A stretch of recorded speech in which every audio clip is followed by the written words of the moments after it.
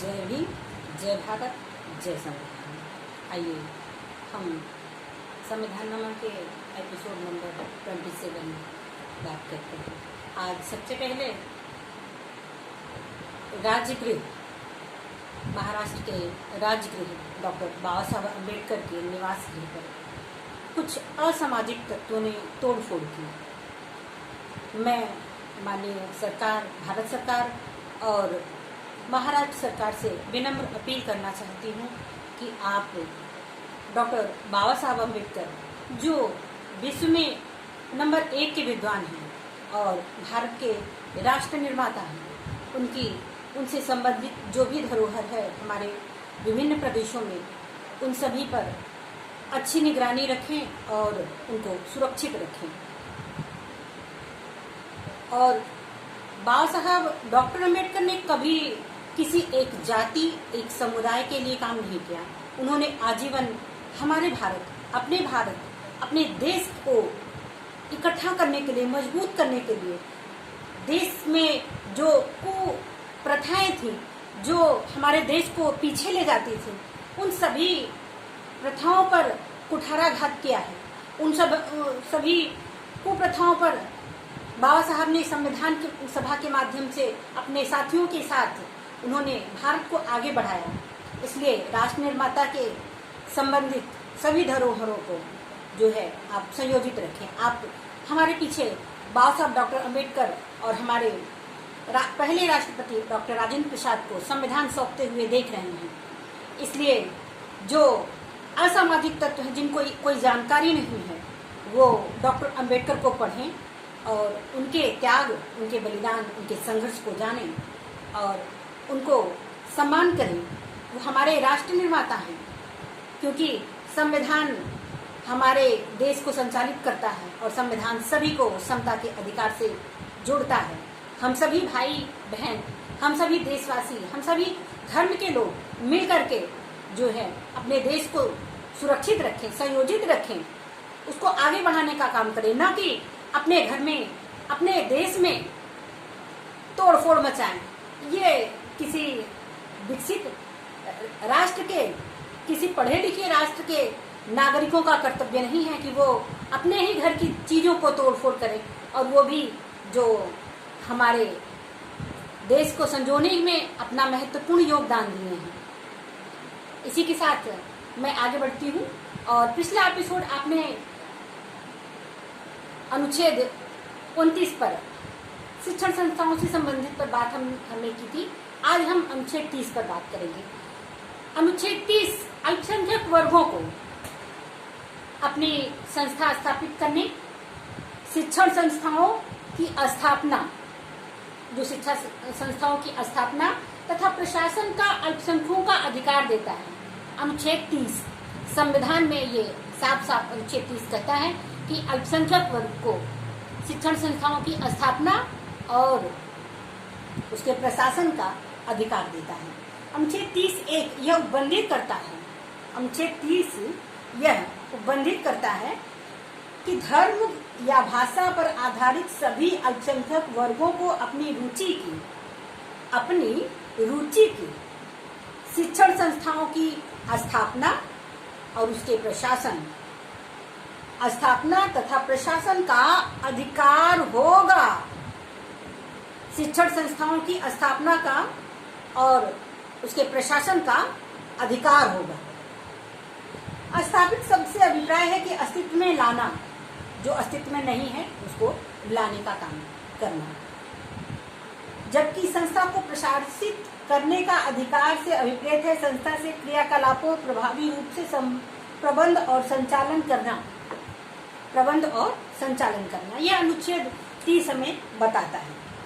आइए हम अनुच्छेद 29 और 30, अनुच्छेद 29 और 30 में क्या अंतर है, क्योंकि ये दोनों शिक्षण संस्थाओं से संबंधित है। दोनों जो है उसकी धरोहरों को संयोजित रखने के लिए, शिक्षण संस्थाओं को प्रशासित करने के लिए, स्थापित करने से संबंधित है।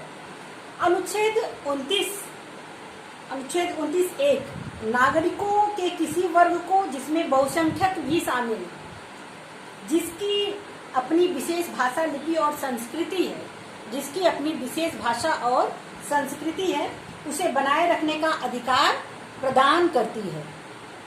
इस खंड के संरक्षण के लिए आवश्यक नहीं कि नागरिकों का अल्पसंख्यक वर्ग हो। अनुच्छेद 29 के तहत ये जरूरी नहीं कि वो अल्पसंख्यक वर्ग हो। इसके विपरीत अनुच्छेद 30(1) के द्वारा अधिकार केवल अल्पसंख्यक वर्ग को ही प्रदान किया गया है जो धर्म और भाषा से संबंधित अल्पसंख्यक है। अनुच्छेद 30 जो है अल्पसंख्यक वर्ग से संबंधित है, जबकि 29 जो है वो सामान्य सभी लोगों से संबंधित है। नंबर 2 जो डिफरेंस है 29 और 30 में, अनुच्छेद 29(1) के द्वारा प्रदान किए गए अधिकार केवल 3 विषयों से संबंधित है, केवल 3 विषयों से संबंधित है, अर्थात भाषा, लिपि और संस्कृति। भाषा, लिपि और संस्कृति, इन तीनों को बनाए रखने के लिए अनुच्छेद 30 है, जबकि अनुच्छेद 29(1), जबकि अनुच्छेद 30(1) का संबंध राष्ट्र के उन अल्पसंख्यक वर्गों के साथ है जो भाषा और धर्म से संबंधित हैं, जो भाषा और धर्म से अल्पसंख्यक हैं। नंबर 3 जो डिफरेंस है अनुच्छेद 29(1) भाषा, लिपि, संस्कृति के संरक्षण के संबंध में, जबकि अनुच्छेद 30(1) अल्पसंख्यकों के वर्गों की अपनी रुचि और शिक्षण संस्थाओं की स्थापना तथा प्रशासन के संबंध में है। नंबर 4 जो डिफरेंस है वो अनुच्छेद 29(1) के अधीन भाषा, लिपि, संस्कृति का संरक्षण ऐसे माध्यमों से भी हो सकता है जिनका शिक्षण संस्थाओं से कोई संबंध ना हो, और इसी प्रकार अनुच्छेद 30(1) के अधीन अल्पसंख्यक वर्ग के शिक्षण संस्थाओं की स्थापना और उसका प्रशासन ऐसा भी हो सकता है जिसका भाषा, लिपि या संस्कृति से संरक्षण हेतु से कोई संबंध ना हो।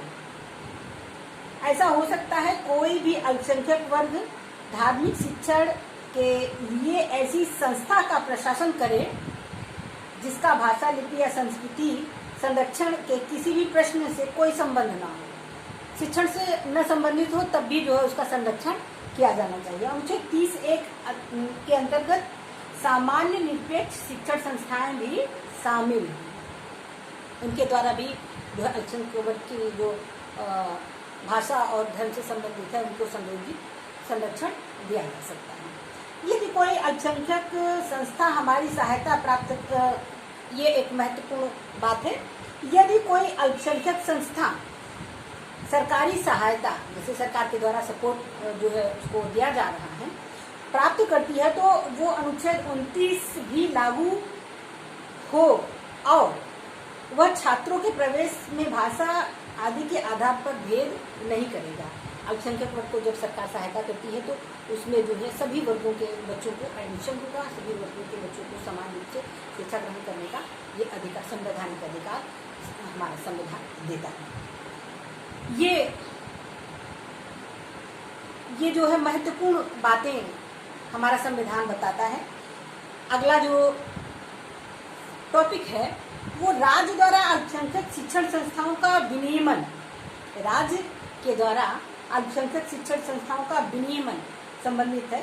इसमें कह रहे हैं कि अपनी रुचि की शिक्षण संस्थाओं के प्रशासन के मामले में धर्म और भाषाई अल्पसंख्यक वर्गों को प्रदान किया गया है, अधिकतर आत्यांतिक नहीं है,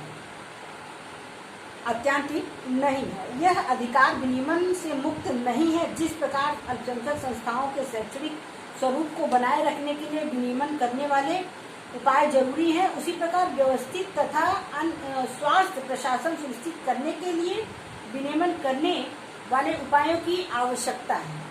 किंतु न्यायालयों के अनेक निर्णयों से स्पष्ट है कि प्रशासन के अधिकार को कुप्रशासन का अधिकार शामिल नहीं है। मतलब जो शिक्षण संस्थाएं अल्पसंख्यक वर्ग की हैं उनमें जो है कुप्रशासन नहीं होगा और उस पर राज्य सरकार अपना युक्ति निबंधन का अधिकार रखती है, क्योंकि कोई भी शिक्षण संस्था है, चाहे वो अल्पसंख्यक वर्ग का हो या सामान्य वर्ग का हो, उसमें जो है सही प्रशासन सही शिक्षण व्यवस्था, सही प्रशासन, सही प्रवेश और अच्छी एजुकेशन हमारे भारत के भावी नागरिक पीढ़ियों को मिलनी चाहिए। और इसलिए अगर अल्पसंख्यक वर्ग के शिक्षण संस्थाओं में किसी प्रकार की कुप्रशासन है तो सरकार उस पर युक्ति निर्बंध लगा सकती है, क्योंकि ये एक सरकार की जिम्मेदारी भी होती है कि वो जो है अपनी शिक्षण संस्थाओं को सही और प्रशासन में रखे। ये अनुच्छेद 30, इसमें एक महत्वपूर्ण अधिकार दिया गया, ये रहा अनुच्छेद 30 की बातें। अगला जो टॉपिक होगा हमारा वो हम बात करेंगे अनुच्छेद 31, जो कतिपय अधिनियम की व्यावृत्ति है। और ये 44वें संविधान संशोधन के द्वारा इस पर महत्वपूर्ण निर्णय किया गया था। अगले वीडियो में हम इस पर बात करेंगे। आज के लिए इतना ही। और एक बार फिर मैं कहना चाहूँगी कि हमारी सरकार विनम्र अपील है कि हमारे धार्मिक संबंधित जितने भी धर्म के मानने वाले लोग हैं, सभी लोगों की संस्थाओं को संयोजित रखें और हमारे देश को आगे ले जाने का काम करें, किसी प्रकार की अशांति ना हो। इसी के साथ जय भारत, जय भीम, जय संविधान। धन्यवाद।